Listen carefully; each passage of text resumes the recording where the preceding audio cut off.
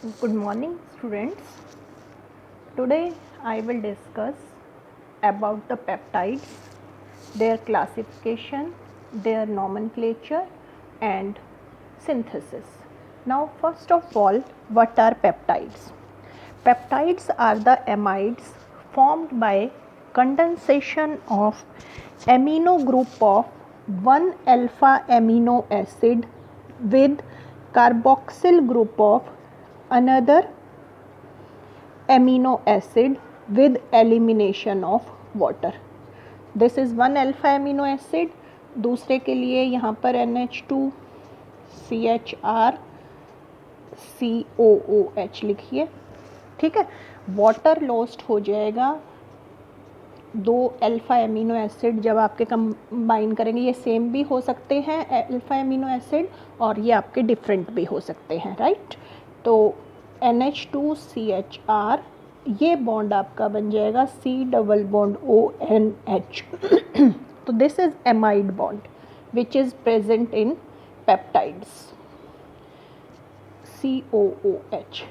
This bond C double bond ONH bond, this bond is known as peptide bond या peptide linkage. ठीक है. तो दो alpha amino acid जो कि सेम भी हो सकते हैं, डिफरेंट भी हो सकते हैं, कंडेंस करेंगे, वाटर एलिमिनेट होगा, पेप्टाइड बॉन्ड उनके बीच में बन जाएगा और ये जो स्ट्रक्चर बना है दैट इज पेप्टाइड. ठीक है. Now how they can be classified. अब depending upon the number of amino acid units condensed, they can be classified into dipeptide, tripeptide, ठीक है, polypeptide, peptide.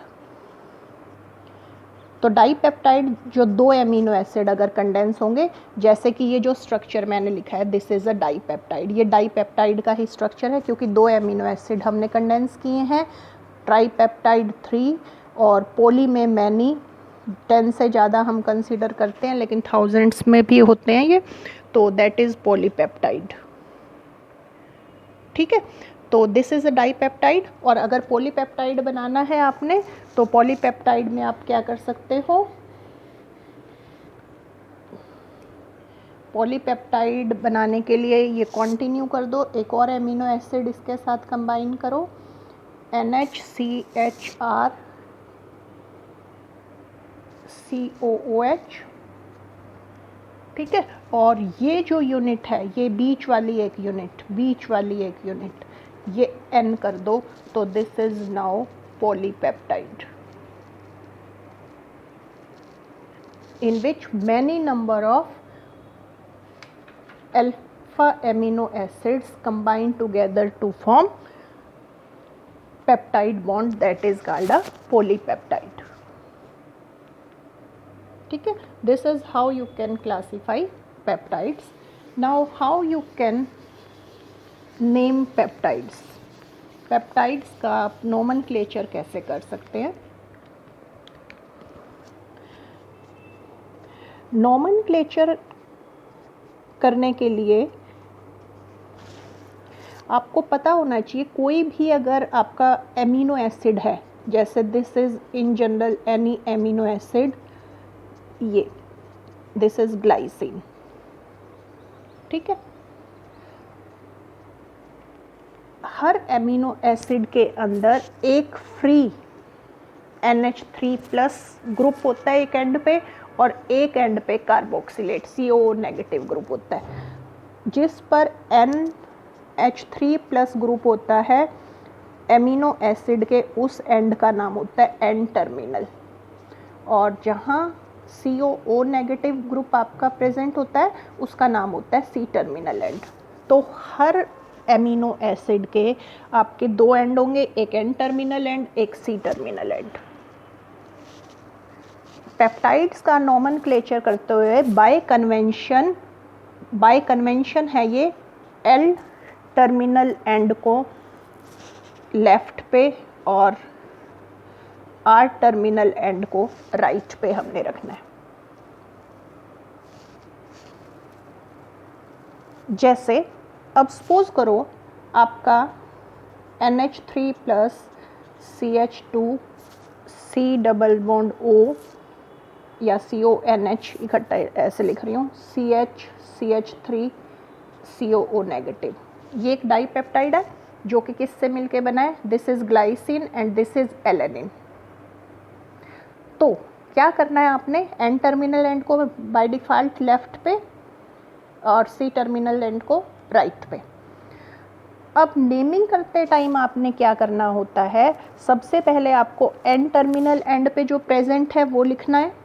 N terminal and पे this is glycine, ठीक है, इन INE ये struck of करना है और उसकी जगह आइल ऐड कर देना है, तो ये हो गया ग्लाइसाइल।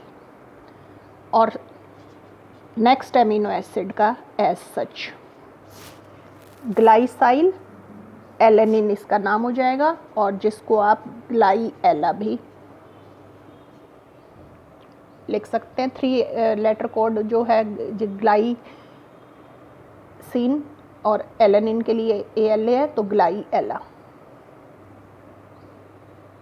अब सपोज करो आपके 3 एमिनो एसिड है, सपोज करो N टर्मिनल एंड पे आपका एलेनिन है, देन आपका ग्लाइसिन है, एंड देन सपोज करो आपका वेलिन है। 3 एमिनो एसिड से एक ट्राईपेप्टाइड बना हुआ है, उसका नॉमेनक्लेचर करना है आपने। तो कैसे होगा, एलेनिन इन हटा के एलेनाइल हो गया आपका, देन ग्लाइसिन ग्लाइसाइल हो गया, और नेक्स्ट आपका ऐसे का ऐसे रहेगा। तो ये एक ट्राईपेप्टाइड होगा, जो कि अगर आपके अमीनो एसिड इस सीक्वेंस में प्रेजेंट हैं तो उसका नाम आपका बनेगा एलेनाइल ग्लाइसाइल वेलिन, एला ग्लाई वेल। तो this is how you can do naming of peptides. Now synthesis of peptides.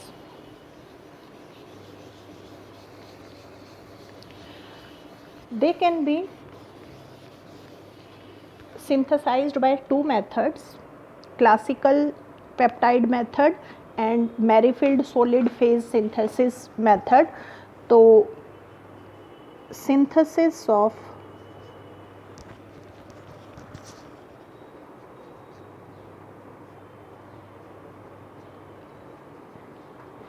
Peptides. तो पेप्टाइड्स के सिंथेसिस फर्स्ट ऑफ ऑल हम कर रहे हैं by which method, classical peptide synthesis.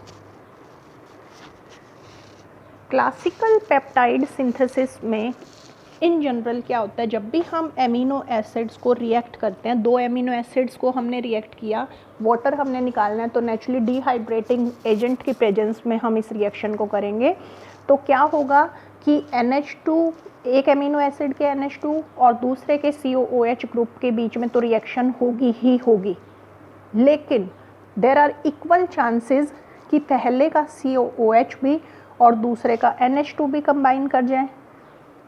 तो मिक्सचर ऑफ डाइपेप्टाइड, जैसे कि एग्जांपल लीजिए, वही आपको ग्लाइसिन और एलेनिन आपने 2 लिए हैं, तो ग्लाइसिन और एलेनिन जब आप 2 एमिनो एसिड्स को कंबाइन करते हैं, डिहाइड्रेट करते हैं, तो आपका क्या होगा, आपको सपोज करो बनाना था ग्लाइएला, तो ग्लाइएला तो बनेगा ही बनेगा, साथ में आपका ग्लाई भी बनेगा, साथ में आपका एला भी बनेगा, और साथ में आपका एला ग्लाई भी बनेगा।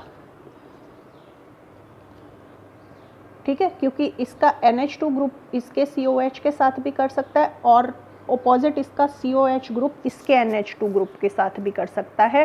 तो जब भी आप कंडेंसेशन करते हैं तो आपको mixture of products are formed.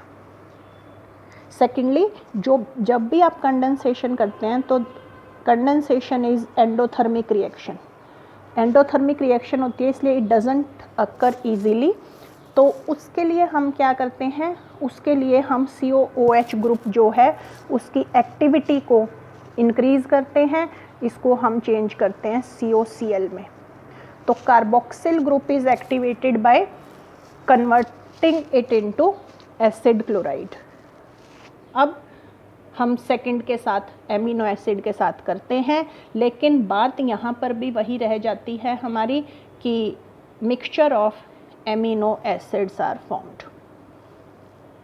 तो इस प्रॉब्लम को ख़त्म करने के लिए how you can overcome this problem, you can first of all you protect NH2 group. ठीक है, NH2 ग्रुप को प्रोटेक्ट करेंगे। उसके बाद प्रोटेक्ट करना समझते हैं ना, प्रोटेक्ट करना मीन्स इसके साथ एक ऐसा ग्रुप लगा देंगे जो कि अनरिएक्टिव हो। पहले NH2 ग्रुप को प्रोटेक्ट करेंगे, देन एसिड ग्रुप को एक्टिवेट करेंगे और उसके बाद हम अपनी कंडेंसेशन करेंगे। तो what are the, first of all what is protecting group? Protecting group क्या होगा? Protecting group is a group that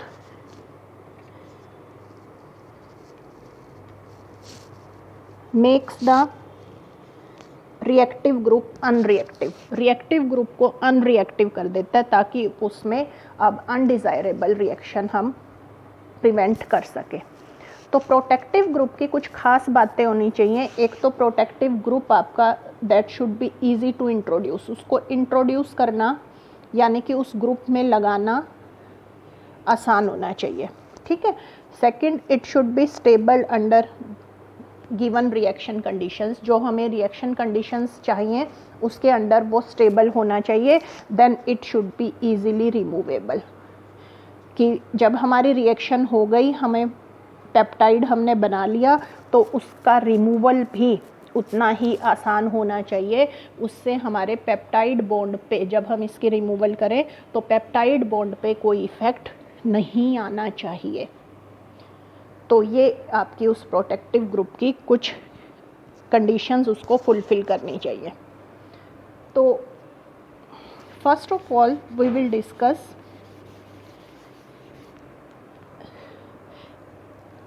NH2 protecting group.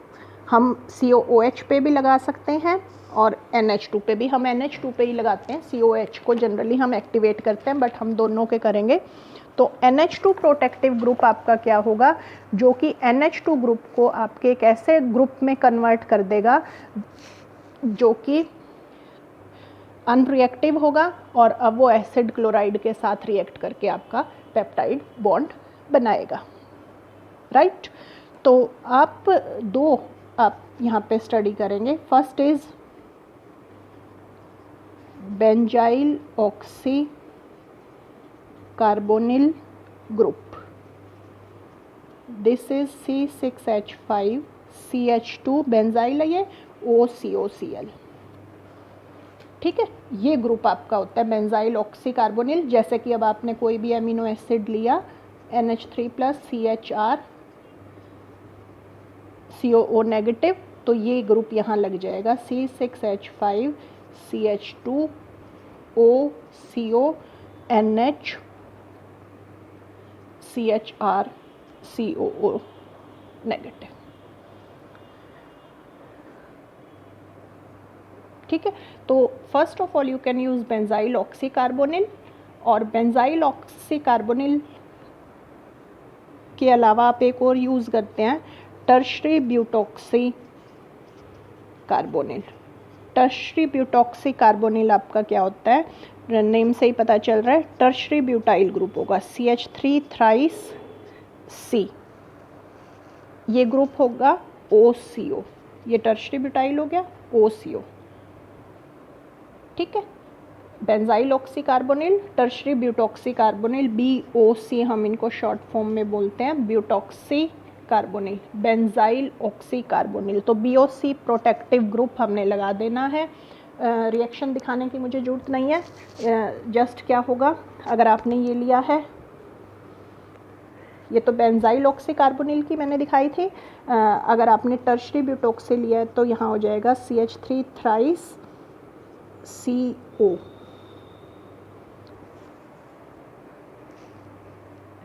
ठीक है। और यहाँ पर आपका CH3 थ्राइस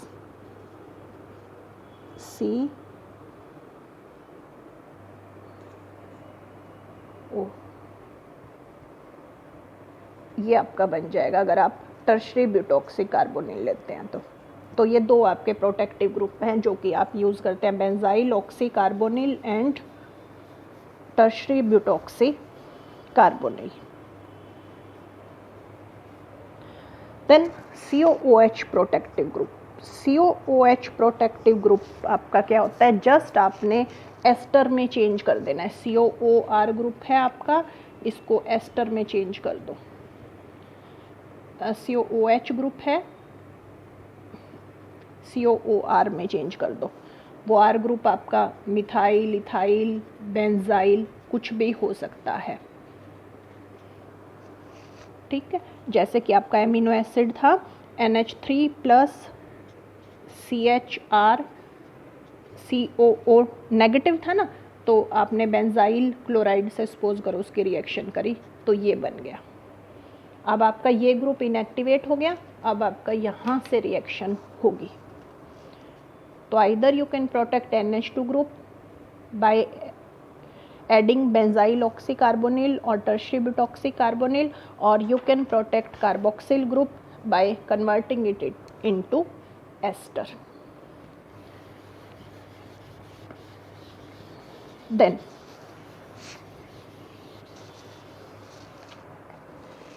एक्टिवेशन मैंने बता दिया कार्बोक्सिल ग्रुप की कैसे होगी, आप कर देंगे एसिड क्लोराइड में चेंज उसको, ठीक है। तो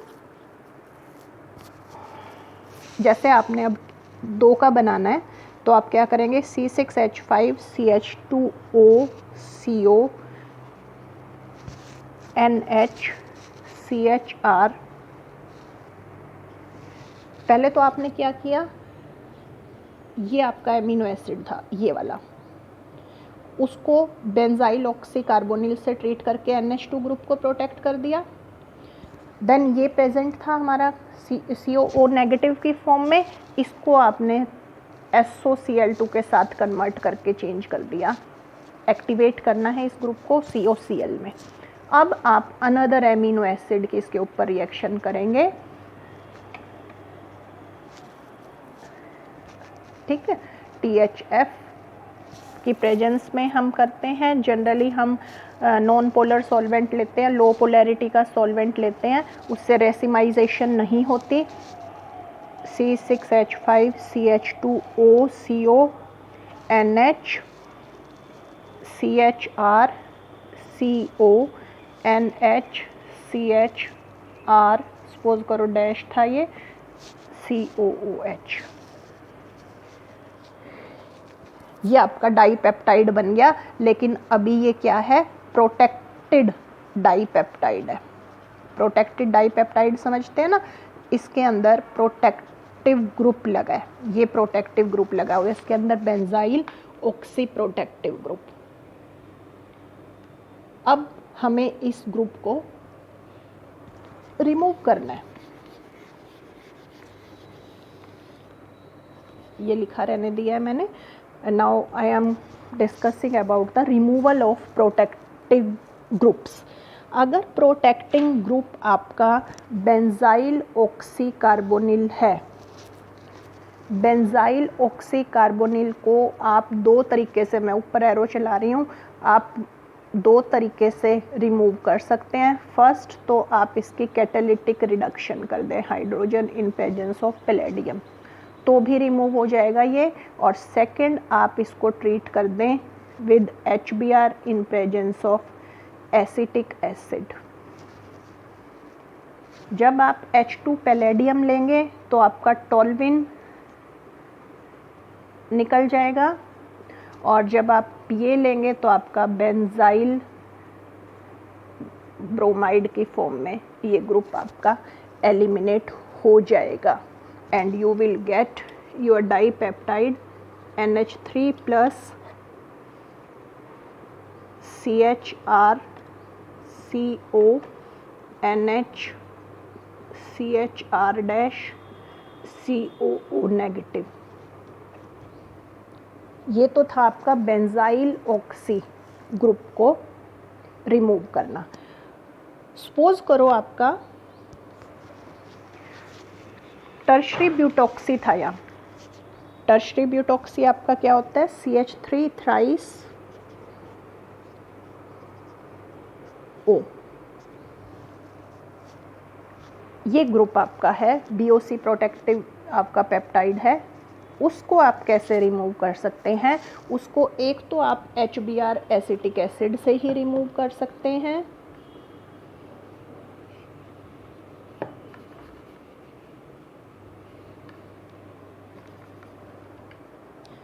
और दूसरा आप उसको रिमूव कर सकते हैं बाय ट्रीटिंग विद ट्राईफ्लोरोएसिटिक एसिड। दोनों में से कोई भी आप लेंगे, आपका टर्शरी ब्यूटाइल अल्कोहल बन जाएगा और कार्बन डाइऑक्साइड एलिमिनेट हो जाएगी। ये आपका बना, साथ में टर्शरी ब्यूटाइल अल्कोहल और कार्बन डाइऑक्साइड आपकी एलिमिनेट हो जाएगी। तो ये मैंने अभी आपको बताया NH2 group, NH2 protected groups जो आपने लगाए थे उनको कैसे रिमूव करना है आपने। देन सपोज करो कार्बोक्सिल प्रोटेक्टिव ग्रुप थे। कार्बोक्सिल प्रोटेक्टिव ग्रुप में कोई ज़्यादा प्रॉब्लम वाली बात नहीं है। कार्बोक्सिल प्रोटेक्टिव ग्रुप में तो जस्ट आपने हाइड्रोलिसिस करनी है, COO। सपोज करो आपने CH2C6H5 लगाया हुआ था। This is carboxyl protective group. Carboxyl protective group में जस्ट आपको पता है एस्टर ग्रुप है, ये बेसिक मीडियम में एसिडिक में भी हो जाती है, बहुत जल्दी इसकी हाइड्रोलिसिस हो जाएगी and you will get your NH3 plus CHR CO NH CHR COO negative. ये डाइपेप्टाइड बन गया आपका और साथ में आपका बेंजाइल अल्कोहल इज फॉर्म्ड। तो जब आप हाइड्रोलिसिस करते हैं सिर्फ आपकी एस्टर लिंकेज ही हाइड्रोलाइज होगी, आपका जो पेप्टाइड बॉन्ड है वो हाइड्रोलाइज नहीं होगा, क्योंकि आपको पता है कि esters are more reactive than amides. Esters ज़्यादा रिएक्टिव होते हैं एमाइड से, तो सिर्फ एस्टर जो बॉन्ड है, एस्टर लिंकेज आपकी हाइड्रोलाइज होगी और पेप्टाइड बॉन्ड जो आपका है दैट विल रिमेन इंटैक्ट, वो आपका इंटैक्ट रहेगा। तो दीज आर द स्टेप्स जो आपने क्लासिकल पेप्टाइड सिंथेसिस में लेने हैं। तो बारी बारी से मैं अब आपको चारों स्टेप के साथ रिएक्शन लिख के दिखाती हूँ। फर्स्ट स्टेप आपका क्या रहेगा, प्रोटेक्शन ऑफ एमिनो ग्रुप।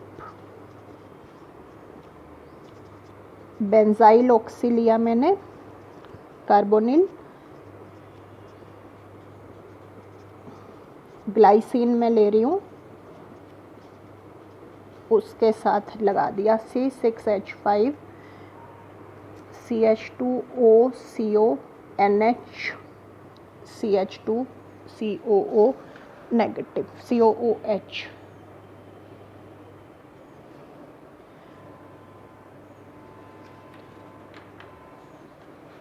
क्या किया है फर्स्ट स्टेप में, NH2 ग्रुप को इसको प्रोटेक्ट कर दिया है, फर्स्ट स्टेप।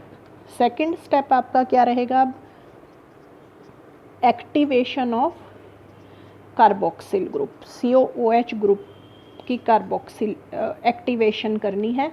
तो ये आपका था, इसकी मैं दोबारा नहीं लिख रही, ये आपका सेकंड स्टेप मैं दिखा रही हूँ। इसकी एक्टिवेशन कर दी, C6H5 CH2O NH CH2 COCl, ये आपका सेकंड स्टेप हो गया COOH ग्रुप की एक्टिवेशन। थर्ड स्टेप क्या रहेगा अब आपका, formation of peptide bond. Peptide bond बनाने के लिए अब आप दूसरा एमिनो एसिड डालेंगे। ये थर्ड स्टेप मैं आपका दिखा रही हूँ। एमिनो एसिड सपोज करो आपने डाला NH3 plus CH3 COOH, alanine आपने ऐड किया, क्या बन जाएगा आपका C6H5 CH2OCONH CH2CONH CH3 NH के साथ नहीं CH3 COOH। ये आपका ग्लाइसिन था, उसके साथ आपका लग गया एलेनिन। फोर्थ स्टेप अब आपका क्या होता है, removal of protecting group. Protecting group मैंने लगा रखा है बेंजाइल ऑक्सीकार्बोनिल, उसके रिमूवल मैंने आपको बताई थी। कर दो कैटालिटिक रिडक्शन। कैटालिटिक रिडक्शन की तो आपका देखो ये डाइपेप्टाइड बन जाएगा। Dipeptide is NH3 plus CH2CONH CH3 CO negative. ये तो आपका बन गया ग्लाइएला। कैटालिटिक रिडक्शन की है आपने तो क्या निकलेगा आपका, toluene and carbon dioxide is released. तो this is how you can synthesize peptides by classical peptide synthesis. तो क्लासिकल पेप्टाइड सिंथेसिस में आपके 4 स्टेप रहेंगे। सबसे पहले तो आपको NH2 ग्रुप को प्रोटेक्ट करना है, उसके बाद आपने कार्बोक्सिल ग्रुप को एक्टिवेट करना है, then you have to form peptide bond and last step will be removal of protective group. तो ये जो क्लासिकल पेप्टाइड सिंथेसिस है इसके कुछ ड्रॉबैक है। What are drawbacks of classical peptide synthesis?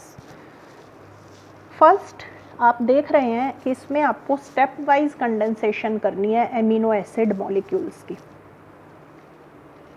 पहले एक, फिर दूसरा, फिर उसके बाद फिर प्रोटेक्ट करेंगे, फिर आप एक्टिवेट करेंगे, फिर तीसरा डालेंगे, फिर अगेन आपको ये बार बार ये स्टेप्स करने हैं, जो कि बहुत ही टीडियस वर्क है। It is very time consuming.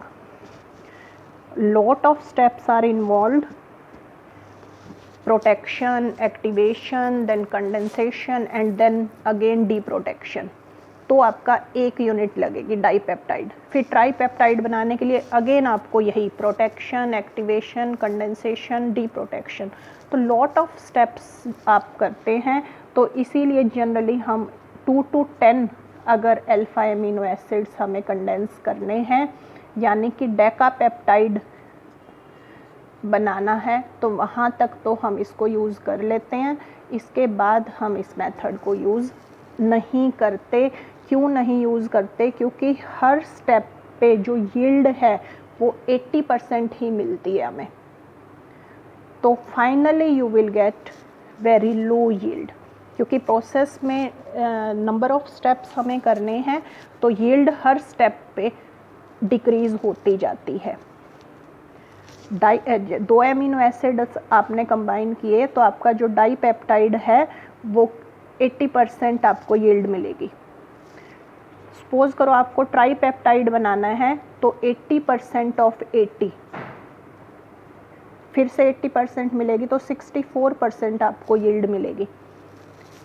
फिर 64 का 80 एंड सो ऑन। फाइनली जब आप डेकापेप्टाइड बनाते हैं तो आपकी यील्ड सिर्फ 13.4% रह जाती है। तो एक तो बहुत ही लेंथी प्रोसीजर है और दूसरा यील्ड भी हमें प्रॉपर नहीं मिलती, इसीलिए हम ये मेथड यूज़ नहीं करते। Classical peptide synthesis method use ना करके हम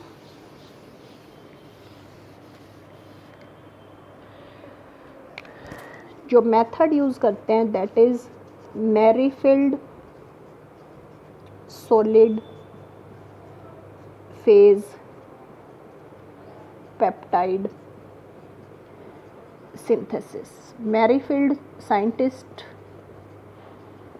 ने किया था और हमें क्योंकि सॉलिड एक्सपोर्ट पे ये रिएक्शन करनी है, इसी वजह से हम इसको सॉलिड फेज पेप्टाइड सिंथेसिस भी बोलते हैं। तो क्या करना है इस मेथड में? इस मेथड में जो पेप्टाइड सिंथेसिस करना है that is done on the surface of a solid sport. वो सॉलिड स्पोर्ट आपका किसका बना होता है? Solid sport is made up of polystyrene. Polystyrene polymer आपका होता है एक, उसकी क्रॉस लिंकिंग करनी है विद आपको 2% पैरा डाइविनाइल बेंजीन। ये पॉलीमराइजेशन करने के बाद अब आपने क्या करना है, जो आपको मिलेगा उसकी 5% जो रिंग्स हैं, बेंजीन रिंग्स जो प्रेजेंट हैं, वो आपने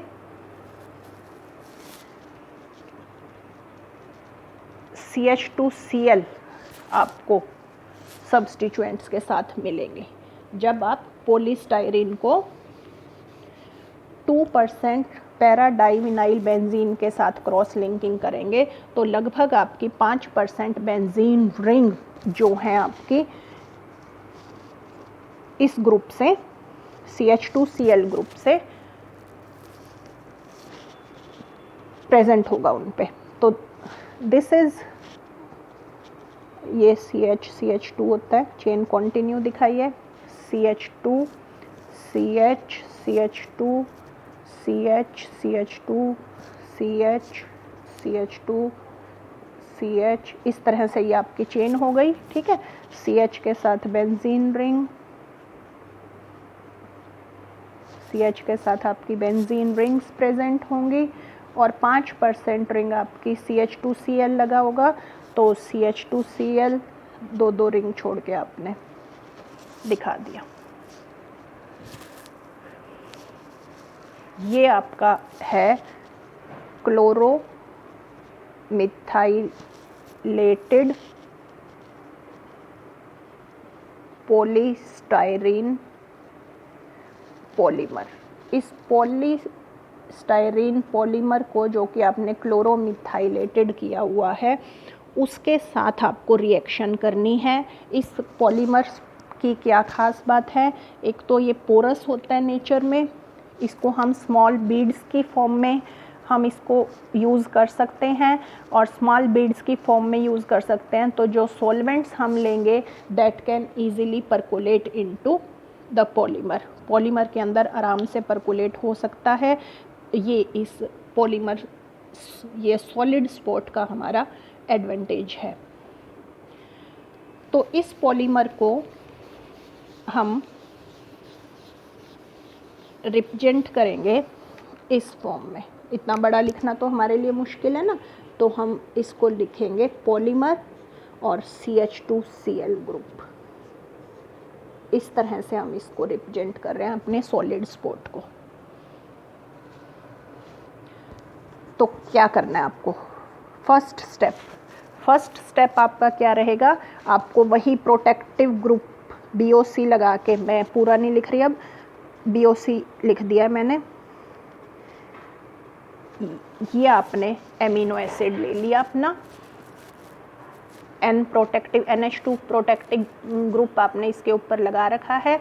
इस प्रोटेक्टेड एमिनो एसिड को अब आपको इस पॉलीमर से ट्रीट करना है, ClCH2 पॉलीमर।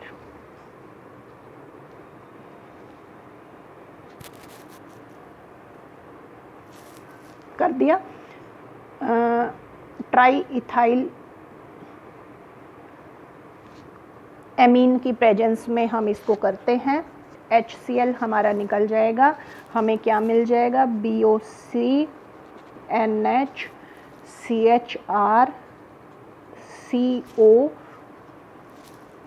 O CH2। ये एस्टर लिंकेज आपकी बन गई। तो फर्स्ट स्टेप में एस्टर लिंकेज आपकी बन जाएगी और ये आपका हो गया पॉलीमर। तो फर्स्ट स्टेप में NH2 प्रोटेक्टेड जो आपका एमिनो एसिड है उसको पॉलीमर के साथ ट्रीट करना है और ester linkage is formed. Second step में अब आप इस प्रोटेक्टिव ग्रुप को रिमूव करेंगे। प्रोटेक्शन नहीं, रिमूव करना है, removal of protecting group. Second step आपका रहेगा removal of protecting group. BOC protective group है, ये हमारा सेकेंड स्टेप मैं दिखा रही हूँ। ट्राईफ्लोरो एसिटिक एसिड से आपने ट्रीट किया, ये ग्रुप आपका क्या बन जाएगा, NH2 हो जाएगा।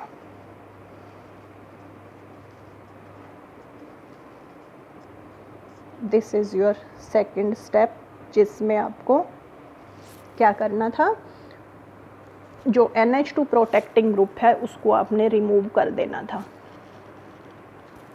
इस मेथड को करते टाइम आप हर स्टेप पर एक्सेस रिएजेंट्स को रिमूव कर देते हैं बाय यूजिंग सुटेबल सॉल्वेंट्स। ठीक है, उससे क्या होता है, आपको लास्ट जब फाइनल आपको पेप्टाइड मिलेगा तो वहाँ आपको प्योरिफिकेशन की ज़रूरत नहीं होती। थर्ड स्टेप आपका रहेगा, कंडेंसेशन करनी है ना, अब introduction of second BOC protected amino acid. ये आपका एमिनो एसिड था, ये आपने फर्स्ट बना लिया। इसके ऊपर अब आप क्या करेंगे, BOC प्रोटेक्टेड एमिनो एसिड दूसरा, सपोज करो आपने ये R था, उसमें सब्स्टिट्यूएंट है आपके R', वो आपने ऐड करना है। तो मैं अब इसको दोबारा नहीं लिख रही, यहाँ से रब कर रही हूँ।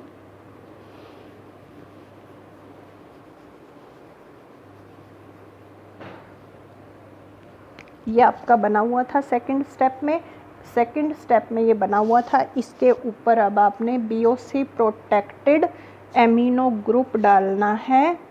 सपोज करो उसमें R' लिंकेज है, डाला तो क्या बन जाएगा आपका BOC प्रोटेक्टेड, आपका BOC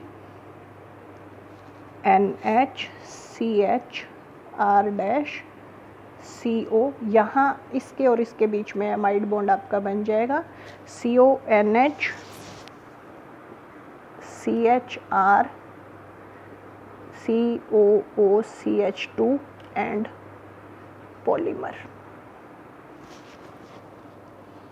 थर्ड स्टेप आपका क्या हो गया, आपने protected amino acid BOC protective amino acid इसके ऊपर लगा के डाईपेप्टाइड लिंकेज बना लेनी है। फोर्थ स्टेप में फिर से अब आप इसको रिमूव कर देंगे BOC प्रोटेक्टेड ग्रुप को। अब मैं दिखा नहीं रही, अब आप इस ग्रुप को रिमूव करेंगे वही CF3COOH लगा के। अब आपका डाइमर बन जाएगा। जैसे रिमूव किया तो आपका क्या बन गया, NH2 CHR' CONH CHR COOCH2 polymer. आपने BOC प्रोटेक्टेड ग्रुप को रिमूव कर दिया। फोर्थ स्टेप में आपका क्या बन गया, डाईपेप्टाइड बन गया। और डाईपेप्टाइड अभी कौन सा बना है, पॉलीमर बाउंड, पॉलीमर अटैच्ड है इसके ऊपर, polymer bound dipeptide is formed. अब आपने बार बार ये जो तीसरा स्टेप है और चौथा step, BOC protected amino acid add करते जाएंगे, उसके बाद BOC ग्रुप को रिमूव करते जाएंगे, सो ऑन। ये तीसरा और चौथा स्टेप आप बारी बारी से करेंगे। और कब तक करते रहेंगे, till your polypeptide is formed.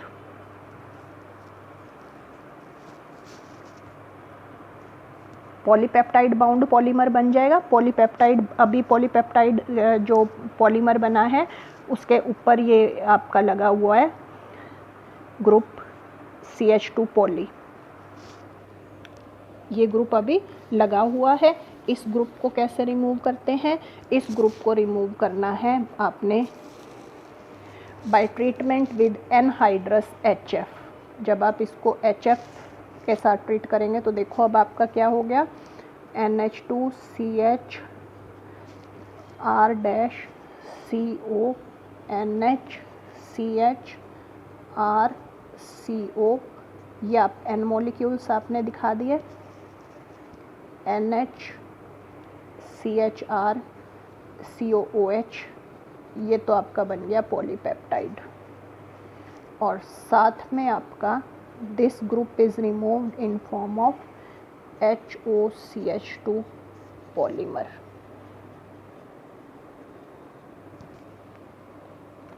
तो ये था आपका मैरीफील्ड सॉलिड फेज सिंथेसिस। ये जो मैरीफील्ड सॉलिड फेज सिंथेसिस हम करते हैं आजकल, ये सारा का सारा ऑटोमेटेड है। ऑटोमेटेड का मतलब सारा कंप्यूटर कंट्रोल्ड है। ये नहीं कि आपको अपने आप करना है, मशीन्स अवेलेबल है जिसमें अपने आप आपकी पहले कपलिंग रिएक्शन आपने करी। कपलिंग मीन्स वही BOC प्रोटेक्टेड को एमिनो एसिड को कंडेंस किया और उसके बाद आपने उसको रिमूवल किया और डिफरेंट एमिनो एसिड्स आपको किस सीक्वेंस में डालने हैं, ये सारा का सारा जो आपका काम है ये कंप्यूटराइज्ड है। इसी वजह से ये जो मैरीफील्ड सॉलिड फेज सिंथेसिस है इसमें हमारे को यील्ड, इसके एडवांटेजेस बता रही हूँ अब, इसकी यील्ड एक्सट्रीमली हाई होती है, हमें बहुत ज़्यादा यील्ड मिलती है। देन क्योंकि हम हर स्टेप पे वॉशिंग से कर रहे हैं सूटेबल सॉल्वेंट से, तो प्योरिफिकेशन की अब आपको ज़रूरत नहीं है। और जो टाइम है वो बहुत ज़्यादा, क्लासिकल पेप्टाइड सिंथेसिस बहुत ज़्यादा टाइम कंज्यूमिंग था। यहाँ पर जो टाइम यूज्ड है for synthesis of polypeptide that is reduced to very much extent. और मैरीफील्ड जो है साइंटिस्ट, इसको अपने इस वर्क के लिए नोबेल प्राइज़ भी मिला। तो इस वीडियो में मैंने आज आपको बताया what are peptides, how they can be classified, how they can be named and how they can be synthesized.